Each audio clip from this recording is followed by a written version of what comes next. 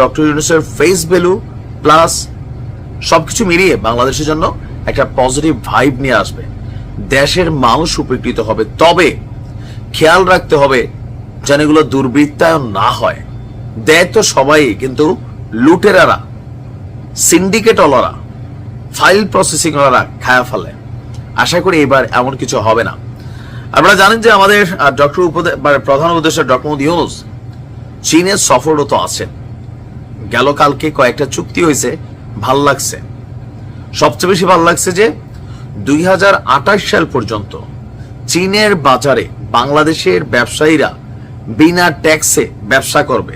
তবে একটা বিষয় আছে যে বাংলাদেশ কি পরিমাণ জিনিসপত্র রপ্তানি করে, তাও চীনে, যেখানে চীন এককভাবে সারা পৃথিবীতে, আমরা যে দেশে বসবাস করি, ইউরোপ আমেরিকার প্রত্যেকটা রাষ্ট্রে, তাদের দেশের পণ্যের তুলনায় চীনাদের মার্কেট বড়। তো সেখানে চীনের মার্কেটে আপনি ঢুকাবেন, যেমন আম নিবে শুনছি চীন, তবে চীনেও ভালো ভালো আম পাওয়া যায়। যাই হোক, কিছু তো তারা নিতে হবে। তবে আমরা যেটা পাইছি এইটা নাম্বার 2। কয়েকটা চুক্তির মধ্যে আরো একটা খুবই সুন্দর একটা চুক্তি হয়েছে। বাংলাদেশের শিপিং কর্পোরেশনের জন্য 4টি সমুদ্রগামী জাহাজ কেনার জন্য চীন আমাদেরকে অর্থনৈতিক ঋণ দেবে। এছাড়া আরো বিভিন্ন প্রকল্পেও আর্থিক সহায়তা দেওয়ার আশ্বাস করেছে চীন। আর ডক্টর ইউনূসের জন্য একটু পজিটিভ তো আছে যে তাদের বক্তব্য, এই সরকারকে পূর্ণ সমর্থন দেবে আপনার চীন। প্রধান উপদেষ্টার কার্যালয় থেকে পাঠানো বিজ্ঞপ্তিতে বলা হয়েছে, চীনের নির্বাহী ভাইস প্রিমিয়ার ডিং শুয়েশিয়াং হাইনান প্রদেশে বোয়াও ফোরাম ফর এশিয়া সম্মেলনের ফাঁকে ডক্টর ইউনূসের সাথে সাক্ষাৎ করেন এবং সেখানে দুই দেশের কূটনৈতিক সম্পর্ক প্রতিষ্ঠার 50 বছর পূর্তি উপলক্ষে বিনিয়োগ, বাণিজ্য, সাংস্কৃতিক সম্পর্ক, জনগণের মধ্যে যোগাযোগ বৃদ্ধির বিষয়েও একমত হয়েছে।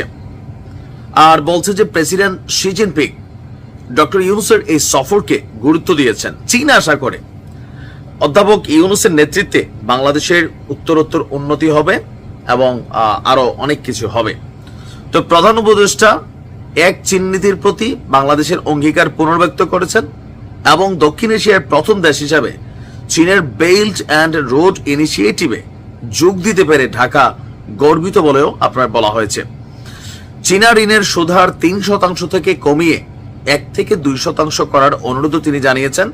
এছাড়া বাংলাদেশ চীনের অর্থায়নে পরিচালিত প্রকল্পগুলোর কমিটমেন্ট যে ফি আছে সেইটাও মওকুফের অনুরোধ জানিয়েছেন বাংলাদেশের পক্ষ থেকে ডক্টর মোহাম্মদ ইউনূস।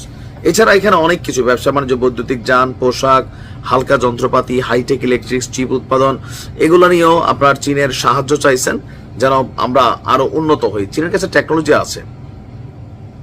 এখানে বেশ কিছু জিনিস যেটা হয়েছে আমার কাছে মনে হয়েছে এটা খুবই গুরুত্বপূর্ণ যে 28 সাল পর্যন্ত বাংলাদেশের পণ্যের জন্য শুল্কমুক্ত এবং কোটামুক্ত সুবিধা চীন দিবে। অর্থাৎ ঢাকার স্বল্পোন্নত দেশ থেকে মধ্যমায়ের দেশের উন্নীত হওয়ার পরেও 2 বছর এই সুবিধা পাবে বাংলাদেশ।